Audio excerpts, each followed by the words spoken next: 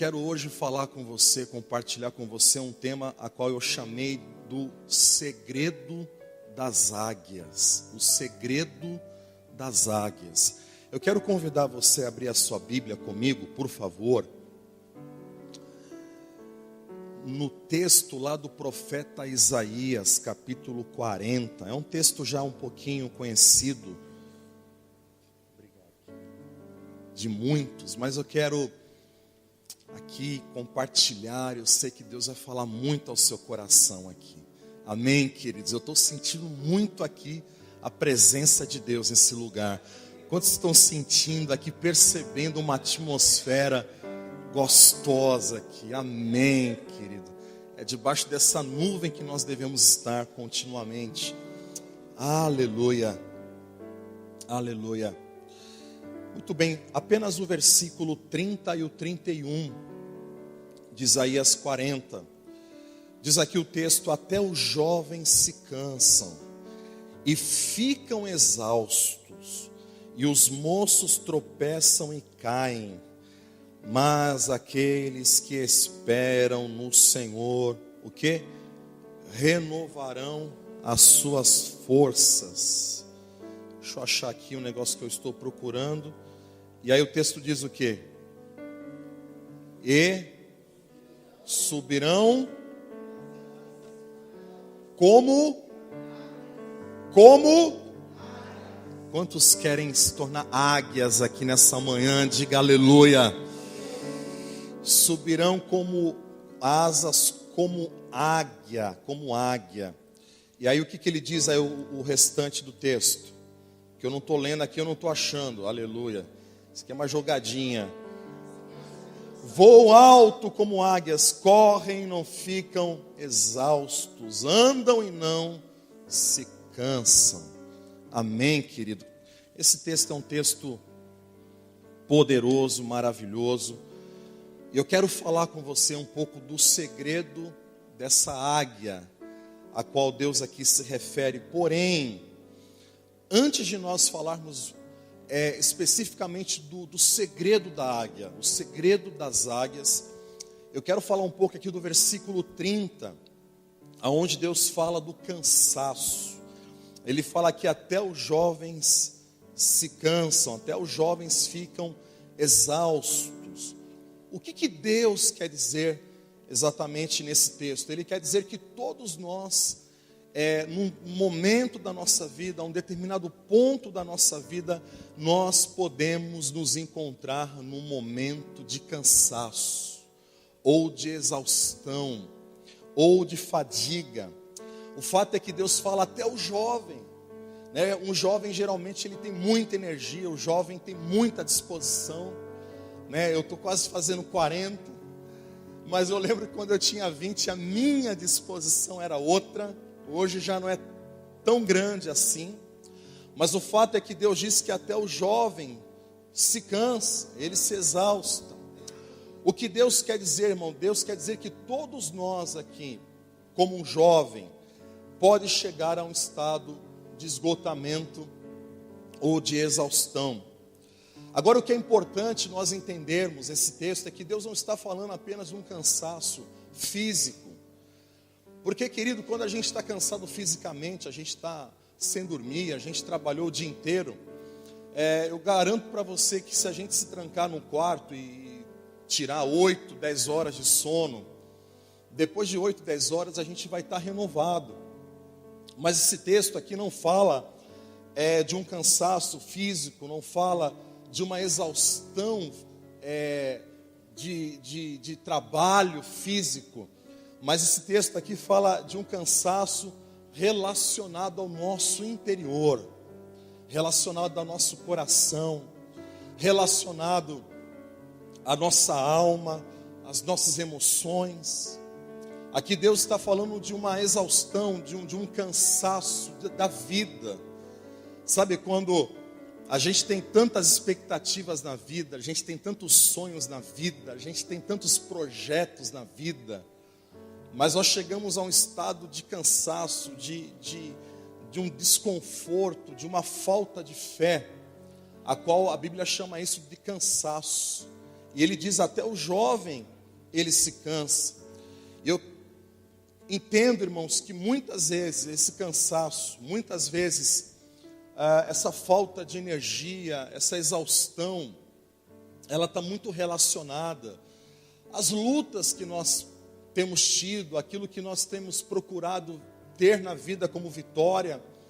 Talvez você está aqui hoje, nessa manhã, cansado, talvez não fisicamente, porque você dormiu bem, mas interiormente cansado de lutar pela família, talvez cansado ou cansada de lutar pelo seu casamento. Talvez aqui tenha alguma mãe, algum pai, enfim, algum filho que está cansado de lutar pelos seus filhos. Talvez os seus pais que estão à beira de um divórcio. A verdade, irmãos, é que Deus está dizendo que nós todos chegamos num ponto na vida onde nós chegamos a uma exaustão, a um esgotamento. E isso está relacionado à luta, está relacionado aos nossos desafios. Talvez você está aqui nessa manhã e você está vivendo talvez um problema na área de vícios.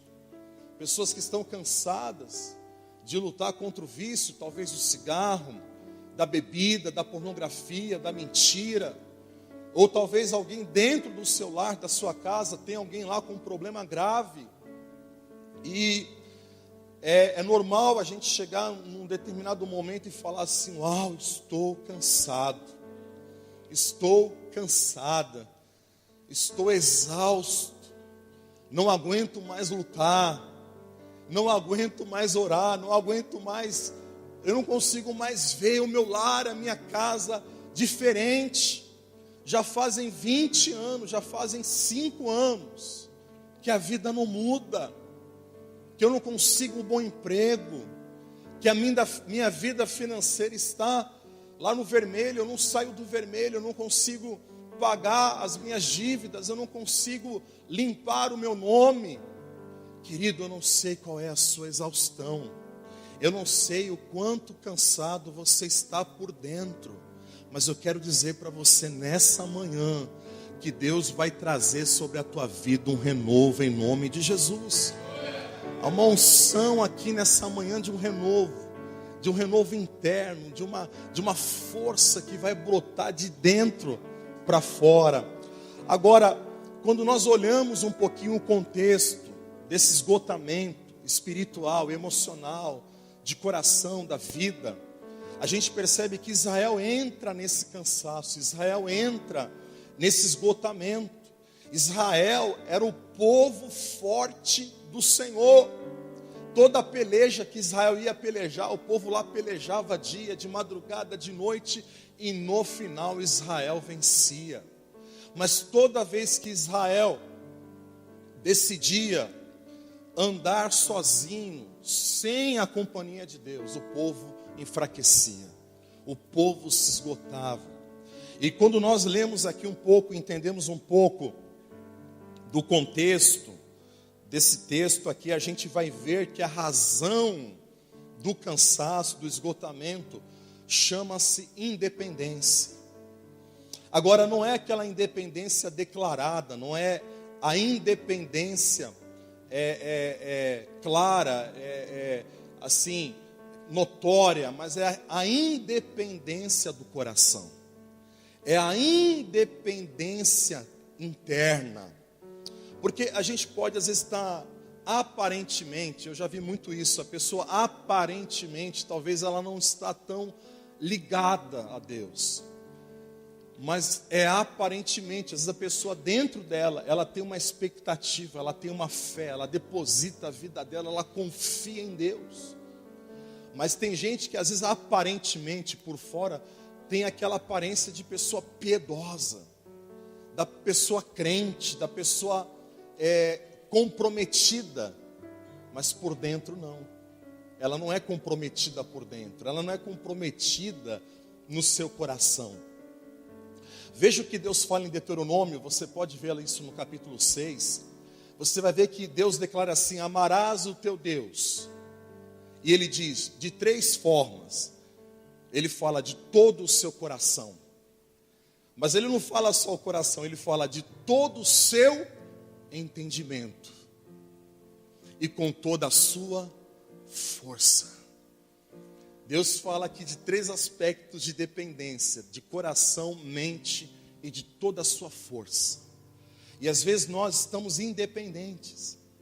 Nós temos trazido Deus só para aquelas áreas aonde nós achamos que Deus pode atuar ou que nós permitimos que Deus venha atuar. Mas Deus, Ele quer ser Senhor absoluto de tudo, amém, queridos? Ele quer te abençoar, Ele quer cobrir não somente uma área da tua vida, mas todas as áreas da sua vida. Se você crê, diga amém. Quando nós olhamos para a vida do primeiro homem, que foi o homem chamado Adão, você vai ver lá em Gênesis capítulo 2, no versículo 15, que Adão, ele tinha compromissos com Deus, ele tinha atividades dentro do jardim do Éden. Ao contrário do que muita gente pode até imaginar, que Adão acordava de manhã, tirava um tempo com Deus, Deus tirava um tempo com Adão, e depois ele ia comer maçã, ia comer uva, ia comer uma salada de couve, de verduras. Mas não, querido, não. A Bíblia fala que Adão, ele foi encarregado de cuidar do jardim do Éden. Ele foi encarregado de guardar o jardim. Ou seja, Adão trabalhava, ele tinha um esforço, ele se dedicava, ele tinha atividades dentro do jardim. Mas você pode perceber que, embora ele tinha atividades, preste atenção aqui um pouquinho, embora ele tinha compromissos dentro daquele jardim, ele tinha uma dependência de Deus, ele tinha relacionamento com Deus. O que isso me faz entender? Que embora a gente possa ter atividades, compromissos e responsabilidades, quando nós temos uma aliança, quando nós temos uma dependência de Deus, uma intimidade com Deus, por mais que a gente esteja sempre envolvido, trabalhando, nós temos o Senhor. E a palavra de Deus fala que a presença de Deus é um descanso. Quando Deus fala para Moisés, olha, você vai herdar a terra, e eu serei contigo. Eu, Moisés, te darei descanso. Mas antes de Deus falar isso para Moisés, Deus falou assim: vai, eu não vou no meio do povo, eu não vou com vocês. Aí Moisés fala: Senhor, eu não vou. O que adianta herdar a terra? O que adianta conquistar tanta coisa sem o Senhor? Ou seja, o que Moisés estava dizendo: o único que pode me trazer refrigério, descanso, força, renovação é a presença de Deus. Ainda que eu possa ganhar o mundo, mas se eu perder a minha intimidade com Deus, a minha dependência de Deus, então, querido, mais cedo ou mais tarde eu vou me esgotar, eu vou me encontrar cansado, eu vou me encontrar completamente desmotivado. E aí você conhece um pouco da história de Adão. Adão, então, juntamente com a sua mulher, dentro do Éden, desfrutavam de tudo que tinha no Éden, mas principalmente da bênção e do favor de Deus. Mas você conhece a história quando a serpente entra, engana a mulher come o fruto, a mulher pega daquele fruto, dá para o homem, e o homem, por uma decisão sóbria, pela desobediência, ele resolve comer daquele fruto. E aí, Gênesis capítulo 3, eu queria que você lesse comigo lá rapidinho. Você vai ver o seguinte lá. Você vai ver Deus falando do quê? Do cansaço. Deus falando do cansaço. Além do pecado, além deles saírem do Éden, a partir daquele momento, eles viveriam debaixo de esgotamento e de cansaço. A partir do versículo 17 do capítulo 3, e ao homem declarou: visto que você deu ouvidos à sua mulher, e comeu do fruto da árvore, da qual eu lhe ordenara que não comesse, maldita é a terra por sua causa, e com sofrimento, em algumas traduções vai falar assim, e com fadiga, e com cansaço, você se alimentará dela todos os dias da sua vida. Versículo 19: e com o suor do seu rosto você comerá o seu pão. Querido, Deus aqui não está falando de esforço físico. Aparentemente esse texto pode remeter a um cansaço físico. Mas se você olhar com muito cuidado, você vai ver que não faltava esforço físico para Adão. Não faltava, ele lavrava, ele cuidava, ele carpinava. Mas agora Deus está dizendo assim: você vai viver longe do meu favor. Então aquilo que você já fazia, mas você fazia na minha presença, fazia na dependência que você tem comigo, aquilo você fazia, aquilo não te consumia, aquilo não te fadigava, aquilo não te esmagava. Mas agora que você me deixou, você vai comer e você vai ficar cansado. Você vai ficar fadigado do suor. Você acha que Adão não suava quando ele carpinava? Quando ele tinha Deus, ele suava. Mas Deus está dizendo assim: é o suor da alma, é o esgotamento. Não é quando a gente está suado, a gente fala assim: meu Deus, estou até suado, estou cansado. Deus está dizendo assim: agora você vai suar. E essa é a realidade. Quando nós não temos uma vida, uma aliança profunda com Deus, a gente soa. Eu aprendi que quando não é vontade de Deus, quando Deus não está numa questão que tanto eu quero na minha vida, eu aprendi que eu vou suar. Eu aprendi que tudo aquilo que eu faço dentro da vontade de Deus, eu não vou suar. Pelo contrário, vai fluir. Quando a gente menos espera, foi. A gente não precisa colocar muita mão, a gente não precisa correr muito, porque as bênçãos, elas correrão atrás de nós, atrás de você. Mas tudo isso, querido, é quando a gente anda nesse nível de dependência. E quando a gente fala aqui de dependência, quando nós falamos aqui de dependência, nós estamos falando exatamente daquilo que fala no versículo 31, aonde Deus fala lá: mas aqueles que esperam em mim renovarão as suas forças. O que Deus está dizendo? Olha, se você se voltar para mim, preste atenção, se você tiver uma aliança comigo, se você realmente depender de mim, mas não é a dependência estereótica, a dependência de fora, a dependência de dentro. Sabe quando você fala assim: poxa, eu preciso pagar uma conta de R$1.000 amanhã, eu não tenho esse dinheiro. Aí você e eu somos crentes, mas aí a gente fala assim: ah não, isso aí é fácil, eu vou lá e vou pegar dinheiro no banco. A gente pode estar declarando uma coisa por fora, mas por dentro a gente está declarando uma outra coisa. Não é que pegar dinheiro é pecado, pelo contrário, você pode pegar. Mas antes nós temos que orar. Antes nós temos que apresentar a Deus as nossas dificuldades. Porque Deus vai ter um caminho. Se Deus falar: não, meu filho, vai lá e pega. Vai lá, fala lá com o seu... Não, Deus nunca vai falar para você pegar dinheiro emprestado com o cunhado. Amém, querido? É melhor cair na mão dos banqueiros do que na mão dos homens, dos cunhados. Estou brincando. Mas Deus nunca vai mandar você fazer nada se você de fato não orar primeiro, se você de fato não colocar a sua dependência diante dele. O que eu quero dizer para você nessa manhã, que talvez você está cansado, porque você tem feito do seu jeito, você tem feito da sua maneira, você nunca pergunta para Deus como fazer, de que forma fazer, de que jeito fazer, quando fazer.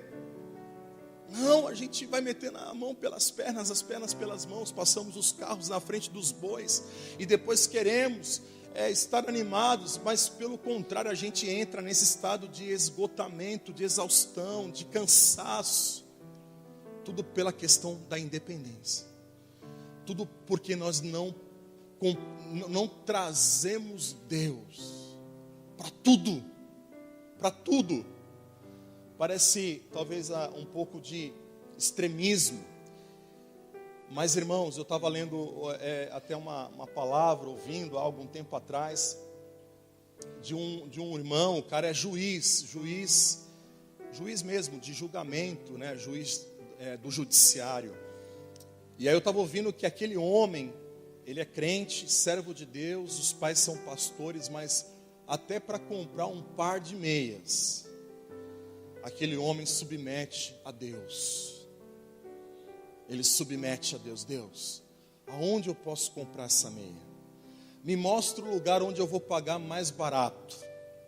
E mais, Senhor, que quando eu chegar lá seja um lugar onde eu possa também falar do teu amor. Querido, são nas pequenas coisas. Nas pequenas coisas. A gente não depende. A gente faz como Adão. E depois Deus fala, agora o que você fez? Agora você vai ter que suar. Vai ter que suar a camisa para poder mudar essa situação na tua vida. São pequenas coisas que nós mostramos o que o texto fala: amarás o teu Deus de todo o teu coração, com todo o teu entendimento e com toda a sua força.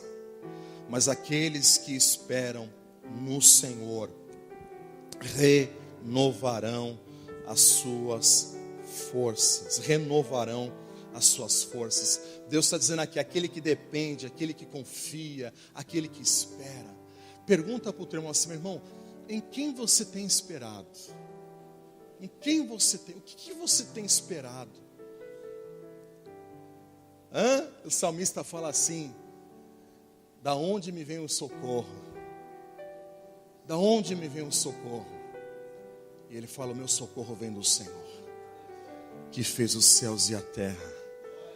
Em outras palavras, irmão, minha irmã querida, eu não sei onde você tem apoiado as suas expectativas, mas eu quero declarar que a partir dessa manhã você será como uma águia. Os seus olhos estarão voltados para o alto, porque é do alto que vai vir a tua vitória, é do alto que vai vir a resposta, é do alto que vai vir o milagre. Se você crê, diga amém. É do alto que vai vir aquele dinheiro, é do alto que vai vir a casa própria, é do alto que Deus vai mudar completamente a sua história. Se você crê, diga amém, querido, e aplauda aquele que vive e reina. Oh! Aleluia!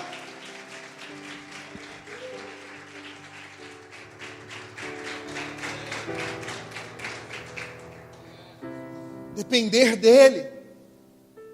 Há muitos anos atrás eu estava lá na faculdade de administração de empresa, me dando bem, entendendo, estudando, falando: meu, um dia eu vou ser um gerente de banco. Olha que pensamento pequeno. É claro, ser gerente de banco é uma benção, mas não tanto, né, Caleb? Não é bom. Mas eu falei: eu posso ser um diretor de uma região. Mas eu pensava assim: poxa, eu vou ser um empresário, vou administrar uma empresa, eu vou andar de terno, eu vou andar de paletó, eu vou andar com uma mala do 007. Esse é meu sonho. Aí o Senhor veio e falou assim para mim: você quer viver esse teu sonho? Aí eu falei, não falei nada. Mas aí depois o Senhor falou: se você quiser viver esse sonho, você pode viver, porque eu sou teu pai, eu nunca vou te deixar. Mas naquele dia o Senhor colocou uma vírgula. Ele falou assim: mas se você viver o meu sonho, você vai subir como uma águia. Irmão, se Deus deixa eu viver o meu sonho, hoje eu estaria estressado, pensando: meu Deus, como que eu vou vender seguro de vida? Como que eu vou vender seguro de carro? Meu Deus, eu tenho uma meta que não é ruim. Deus falou para mim: eu sou o teu pai, eu nunca vou te deixar, nunca vou te abandonar. Mas tem uma coisa: você, para mim, é uma águia. Você foi chamado para voar muito mais alto.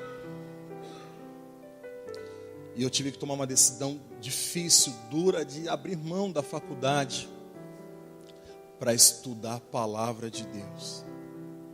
Muita gente falou assim: você está maluco, você está louco. Pastor vai morrer de fome.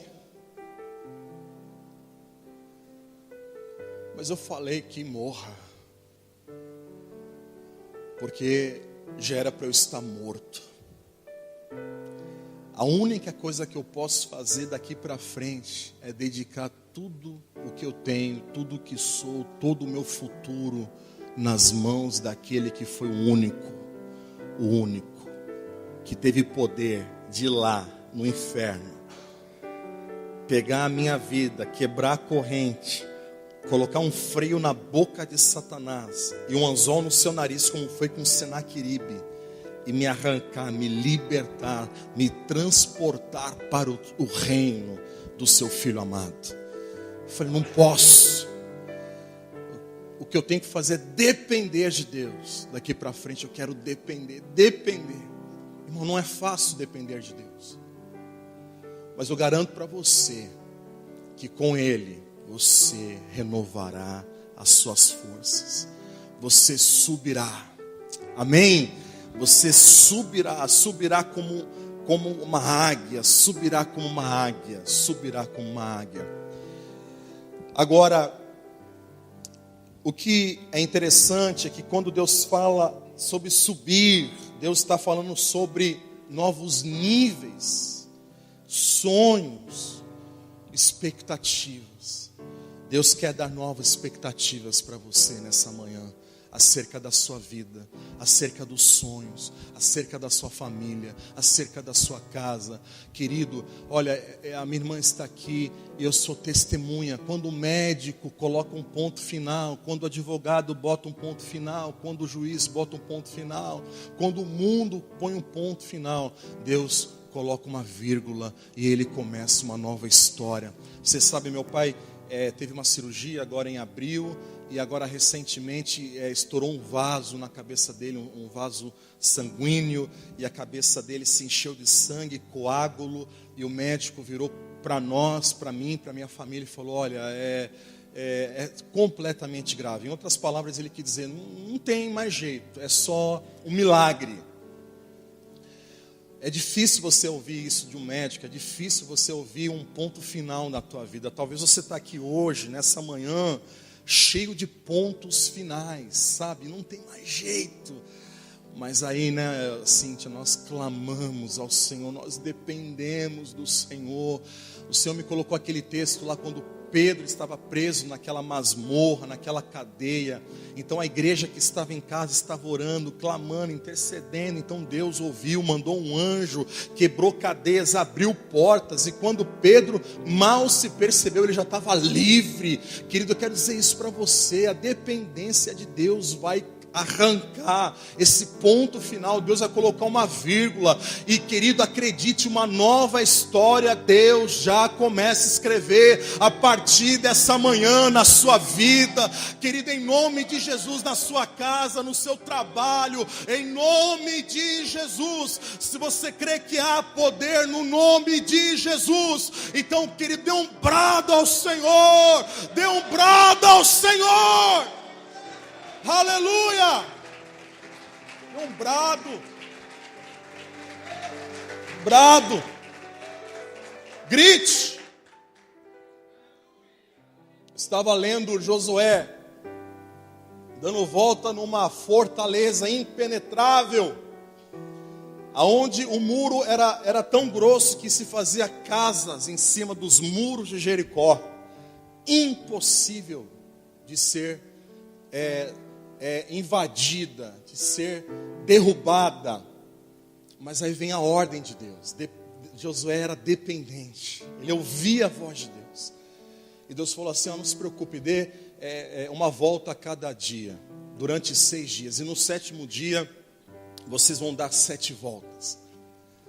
Aí Josué, ok, farei isso, Senhor. E aí Deus fala assim, lá na última volta do 7º dia, na 7ª volta, vocês vão gritar, vocês vão bradar, e as muralhas vão cair.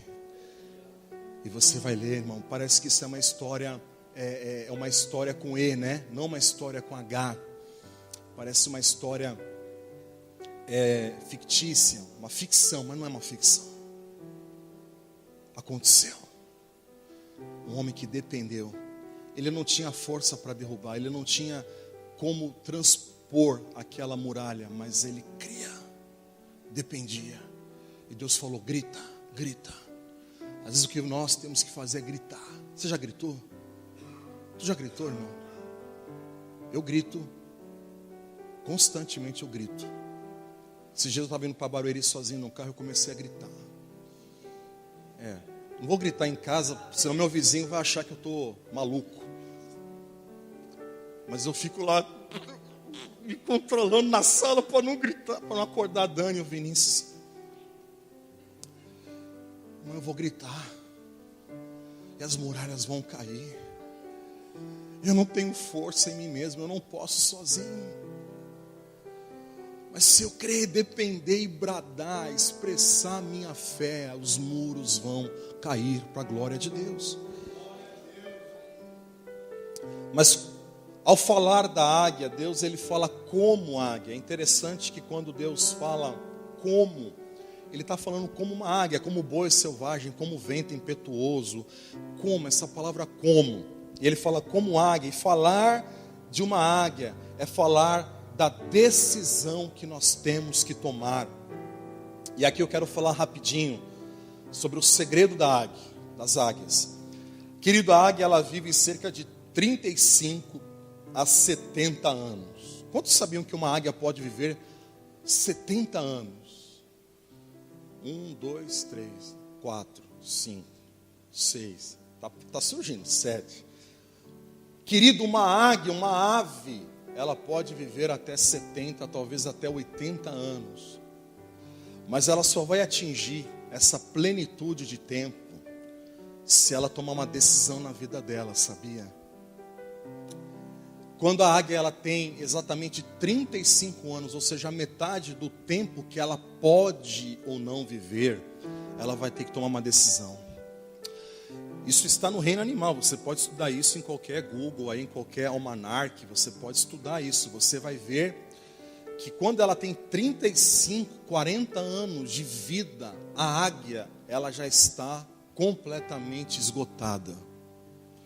Ela entra também no esgotamento, ela entra também dentro de uma rotina de cansaço, de exaustão, de esgotamento. Para você ter ideia, quando ela atinge 35, 40 anos, o bico dela, que ela usou durante 35, 40 anos, já não é mais o mesmo bico. O bico dela agora está completamente quebrado. Quebrado não, está inapto. O bico dela está fraco, comprometido. A águia já não consegue mais comer bem, ela já não consegue mais destrinchar o seu alimento. E mais, além do bico dela não servir mais, as penas da águia estão velhos, as penas estão velhas, estão fracas. E o pior, as penas da águia começam a ficar pesadas. Ela já não consegue mais voar tão alto. Ou seja, a possibilidade, aquilo que ela fazia antes com tanta facilidade, porque você sabe que a águia ela voa muito alto. Mas agora as penas estão pesadas. E ela já não consegue voar tão alto. Isso com 35, 40 anos de vida. E mais as suas garras, as garras que ela caça, que representa conquistas. As unhas dessa águia estão velhas, completamente desgastadas. Ela já não consegue mais caçar. Ou seja, ela chega num estágio, num momento da vida dela que agora ela só resta morrer, só resta se dar por derrotada. E às vezes, irmãos, é assim como nós, talvez você está se sentindo assim nessa manhã, alguém que não tem mais o que fazer, está derrotado. Nós não pronunciamos essa palavra derrota, nós não aceitamos, mas no nosso coração, a gente pode já ter aceitado derrotas na nossa vida.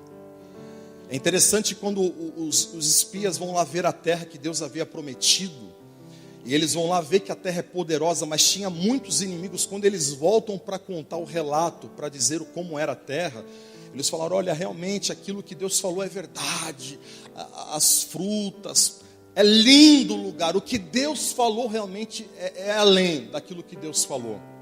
Mas tem muitos inimigos lá, muitos inimigos. Quando você vai ler lá Números capítulo 13 e 14, você vai ver que na mesma hora o coração do povo se desmaia, se derrete. Entra dentro deles um espírito de derrota, de fracasso, sem antes nem ter lutado. Eles já se sentiam derrotados. Você sabe que às vezes Deus não tem dado vitória para você, porque você, infelizmente, tem alimentado uma derrota. Não há como Deus agir na dúvida. Deus não vai agir, queridos, quando nós estamos cheios de fracassos internos. E aquela águia, ela poderia realmente dizer: olha, minhas penas estão velhas, meu bico já não serve mais, as minhas garras não funcionam, eu vou juntar aqui um pouco de, como aquela mulher, vou juntar aqui um pouco de resto de lenha e vou fazer um bolo e vou morrer, eu e meu filho. Mas ela toma uma decisão na vida dela. Quando ela chega nesse ponto da vida dela, é onde eu quero chegar com você nessa manhã, se você crer. Ela precisou tomar uma decisão difícil na vida. Ela precisou se permitir passar por um processo de renovação. Ela teve que se permitir passar por um processo de se descaracterizar daquilo e se renovar no contexto de uma nova águia. Paulo fala sobre isso, ele fala: nós temos que nos despojar, nos despir do velho e nos vestir do novo. É possível, eu estava lendo um livro um tempo atrás, onde o autor falava: olha, tem muito pastor, muito líder, muito crente, fala assim, com 60 anos, agora eu vou aposentar. E aquele autor dizia: não, eles estão errados, é agora que eles vão dar muitos frutos. E tem gente que pensa assim: poxa, já não dá mais, eu não posso dar mais nada pelo reino de Deus, eu não posso dar mais nada pela minha família, pela minha casa. Mas aquela águia, ela decide passar por um processo de fé e de renovação. Sabe o que ela faz, a águia? Aquela águia, então, ela pode decidir morrer ou ela pode decidir viver. E aí na história lá, se você for ler sobre a águia, você vai ver que a primeira coisa que a águia faz, ela pega o bico dela. Ela não pega, porque o bico já está nela. Ela pega assim e ela começa a bater o bico na rocha. Pá, pá, pá. Ela bate aquele bico, bate. E ela vai quebrando o próprio bico. Ela vai descaracterizando aquele bico, arrancando aquele bico. Sabe, irmãos, que coisa fantástica. A gente quer viver coisas novas com Deus, mas nós não queremos abrir mão de nada, nós não queremos quebrar nada, nós não queremos nos desfazer de nada. Nós não queremos perder, nós só queremos ganhar. Sendo que o reino de Deus diz o quê? Que aquele que ganha é o que perde. E a águia então ela bate o seu bico, ela quebra o bico. E é interessante que ela quebra na rocha. Para nós cristãos, o que significa rocha? Rocha significa Cristo. Então ela bate a pedra, ou seja, em vez de nós quebrarmos a cara, em vez de nós continuarmos quebrando a nossa cara aí fora, nós devemos quebrar, ou seja, nós devemos orar a pedra, nós devemos falar com a pedra, nós devemos trazer a nossa vida para a rocha, que é Jesus, e deixar Deus trocar o bico, deixar Deus trocar as nossas palavras, deixar Deus mudar o nosso linguajar. Amém, queridos? Deus trocar o linguajar de derrota, de uma palavra de desânimo, para uma palavra de vida. Você sabe que há poder na palavra que sai da sua boca. E aí ela pega aquele bico, depois um outro bico nasce novinho. Que impressionante, irmãos. Você sabe que Deus pode tornar tudo novo. Diga para o teu irmão com fé, dá um tapa nele assim com amor. Fala: querido, o nosso Deus é um Deus de coisas novas. Ele pode tornar tudo novo tudo novo, novos céus, nova terra, tudo novo se fez, tudo novo se fez, tudo novo se fez. Você pode dar glória a Deus por isso, querido? Eu estou cheio de expectativa. Houve um tempo na minha vida que eu falei, que o ministério, esse negócio de ser pastor, negócio de ser, não, isso aí não dá mais. Eu faço porque eu amo o Senhor, mas não dá mais. Mas o Senhor me levou à rocha e quebrou o meu bico, mudou o meu linguajar. E hoje eu estou como o salmista que falava agora, nós estamos como aqueles que sonham, a nossa boca, o nosso bico se encheu de riso, aleluia. E com esse bico, com essa palavra nova, com essa fala nova, a águia vai e começa a arrancar todas as penas pesadas, todo o peso. Você sabe que a palavra é que limpa, a palavra é que limpa. A palavra diz que vós já sois limpos pela minha palavra. A palavra começa a remover o peso, a tirar o peso, a arrancar penas velhas, penas frágeis da nossa vida. E aquela águia começa a arrancar. Irmãos, é um processo de 150 dias. Depois, com o bico também, ela pega a sua patinha e começa a arrancar aquelas unhas, aqueles cavacos lá, aqueles restos de unha, de garra, e começa a arrancar, e penas novas começam a nascer, aleluia, garras novas começam a surgir. Em 150 dias, aquela águia foi renovada, e agora ela vai viver o dobro do seu tempo de vida. Agora ela vai atingir 70, 80 anos de vida. O que Deus está dizendo, aqueles que confiam em mim se renovarão, subirão como águia, como águia. A águia não sobe só porque ela quer subir, ela sobe porque ela se submete ao processo de renovação. Ela se coloca debaixo de um processo poderoso do Espírito Santo de renovação. Querido, deixa eu dizer uma coisa para você nessa manhã. A sua carne envelhece, se cansa, mas o seu homem interior, ele se renova dia a dia, todo dia. O Espírito do Senhor, ele está sobre mim, querido, aleluia. Quando a gente perde a força para orar, para acreditar, para profetizar, é a hora que ele vem, renova, troca a sua boca, troca as suas asas, muda a sua garra. Agora você é uma pessoa guerreira, conquistadora, que não olha para trás, que não recua diante do projeto de Deus. Querido, eu quero dizer para você, se você crê e for homem e mulher de Deus, a partir de hoje Deus vai trazer uma renovação sobre o teu chamado, sobre a tua vida, sobre o teu casamento, porque Deus tem algo poderoso na tua vida. Se você crê, fique de pé, querido, em nome de Jesus.